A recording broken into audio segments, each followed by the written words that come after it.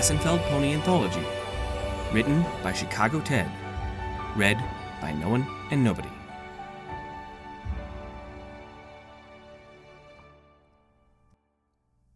Chapter 2.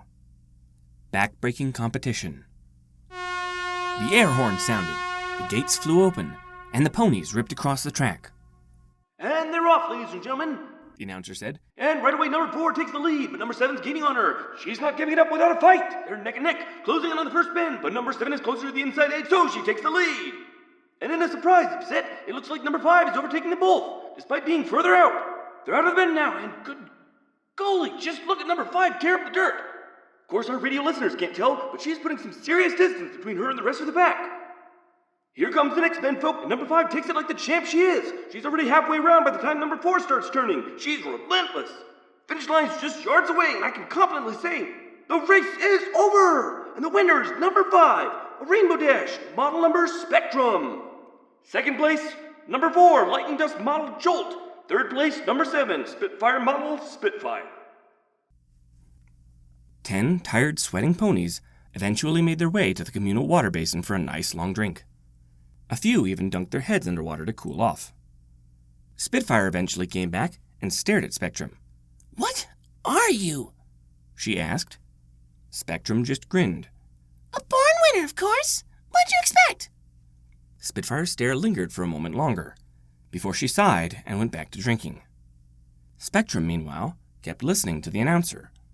There was talk about advancing to a bigger regional championship, the top prize being a large, shiny gold, actually brass, trophy, being immortalized in a Hall of Fame, and $20,000. Trophies and fame be damned, the prize money was her aim. Not that they weren't nice bonuses, too. Once she got to her stable, she shimmied out of her race jacket, white and emblazoned with an orange 5 on both sides, and waited for the stable hand to undo her anti-flight belt. He came around soon enough. Once he got it off, the release of pressure from her midsection, and especially her wings, felt almost therapeutic. "Thanks." Without further delay, she grabbed her saddlebags and headed to the Derby exit. The stable master was leaning on the outside wall, on a smoke break. "Hey, Spectrum, going home?" "Yep, long day." She turned left and trotted off. "See you next week, Dylan." She called back. Dylan just waved back. Then his head jerked up when he heard some loud clattering from inside the stable. "This again?" He spat out his cigarette and stamped out the flame, then went back inside to deal with the problem. Being a pet implied that one needed a leash when in public, but Hassenfeld ponies were not ordinary pets. Their intelligence was on par with their human owners, so it was not out of the question for them to navigate city streets on their own. Still, it was an uncommon sight, as Spectrum knew full well. Just her unaccompanied presence turned quite a few heads as she waited for the traffic lights to turn. She watched the cars, of all sorts of vibrant colors, zipping past her left and right at almost blinding speeds. Finally, the traffic lights turned yellow and the cars started slowing.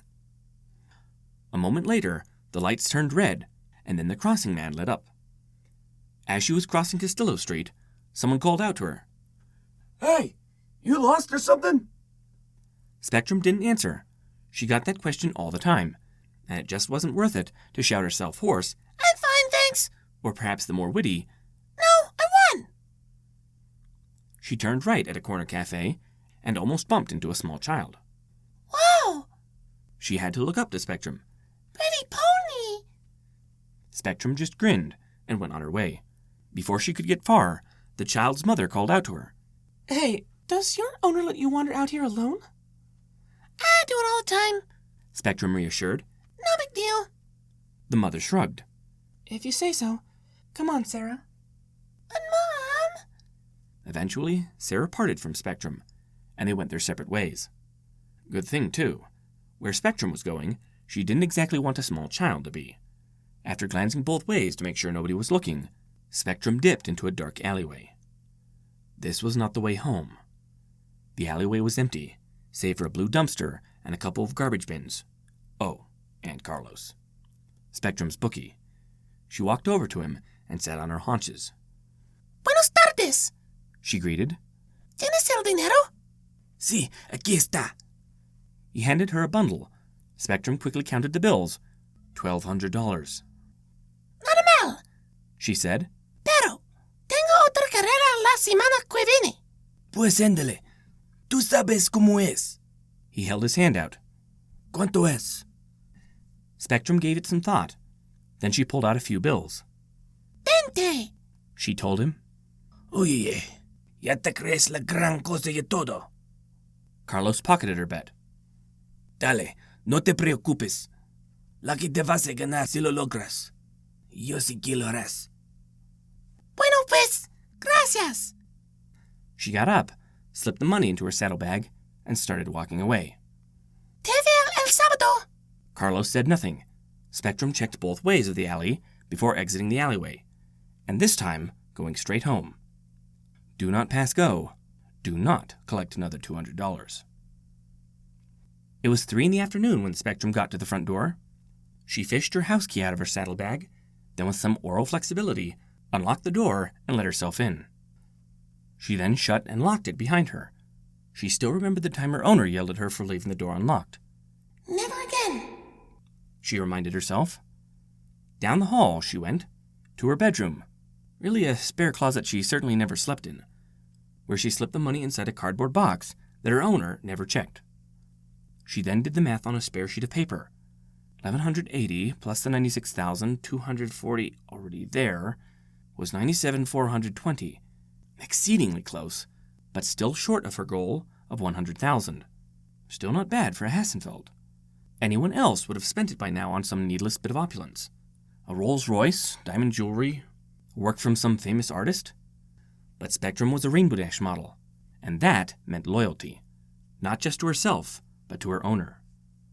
Satisfied with her work, she shut the box, slid it back onto the shelf, did her best to make it look undisturbed, slipped off her saddlebags, and shut the closet. Then she went into the bathroom. As the adage goes, she was rode hard, put away wet. She stepped into the shower and reached up to the cold knob. The water came at once, and she took a moment to bask in the refreshingly cool stream. Besides the race, it had been unseasonably hot today. She needed this. Okay, that's enough water wasted. She grabbed her shampoo from the rack and lathered up her mane and tail, letting some of the suds spill out onto her coat. After a few moments of this, she rinsed them off and then properly lathered up her coat. Once she was done rinsing off her coat, she started cleaning off her hooves, paying careful attention to pick out any stray specks of dirt she picked up from the racetrack. It was a miracle she hadn't tracked anything inside the house yet. Satisfied with her work, Spectrum shut the water off. She knelt down to the drain and grabbed up the loose strands of hair she shed while showering, and threw them in the trash. She pulled a fresh towel from the cupboard under the sink and dried herself off. Once she was done, she threw it onto the towel pole and went into the living room. Right as she lied down on the couch and stretched herself out, she heard the familiar clicking of the front door's lock. She looked up just in time to see the door open, and see him. The reason why she left the house behind his back. The reason she entered herself in so many Hassenfeld Pony races. The reason why she consistently pushed herself to her physical limits. The reason why she even stooped to illegal gambling on the side. Once he got the door opened, Henry wheeled himself inside and shut it behind him, firmly locking it. "Hey, Spectrum," he greeted wearily. Hey, Henry. She tried to act chipper, like she stayed home and did nothing all day. How'd your day go? About as well as they usually do. He wheeled up to the couch to meet her. Just busy accounting work.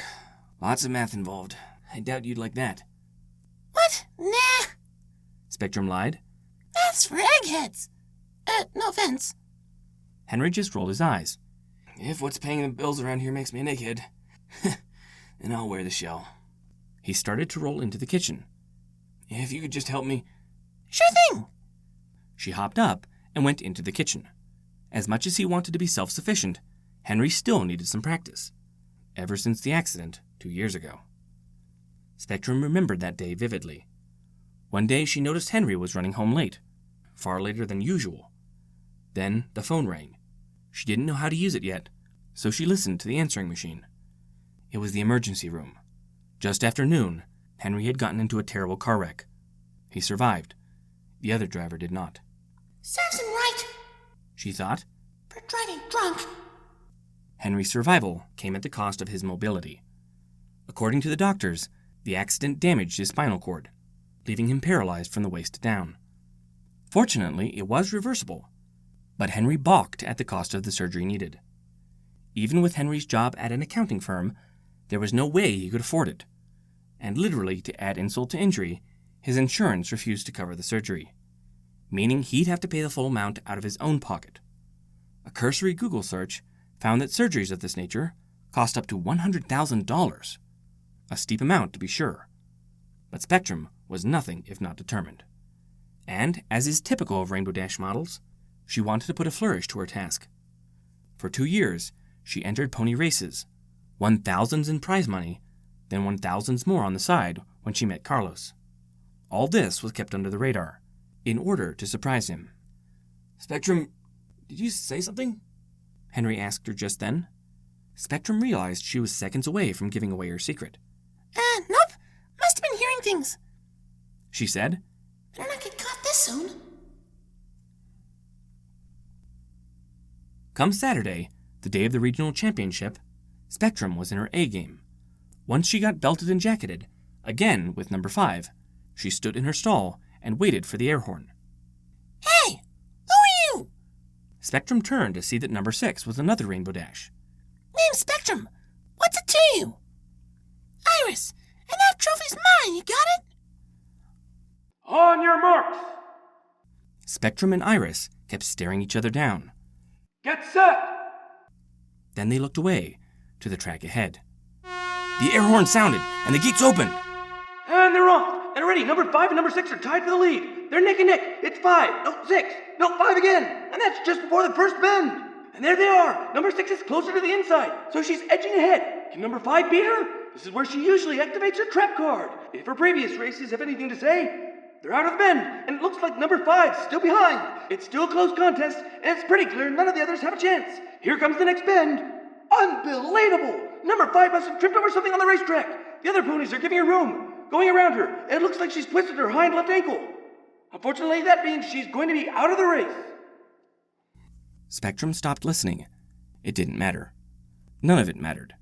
She came all this way over 2 years, just to walk away with a crippling injury, with no prize money, nor betting profit.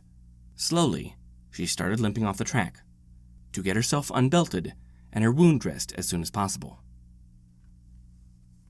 Henry must have been let off early, since, despite her flying home as fast as she could, who knew getting a twisted ankle bandaged could take so long? He was home way before Spectrum, and he was most displeased. Spectrum, where have you been? He was waiting at the door for her. How long have you been gone? He finally smelled her strong sweat. Have you been running here?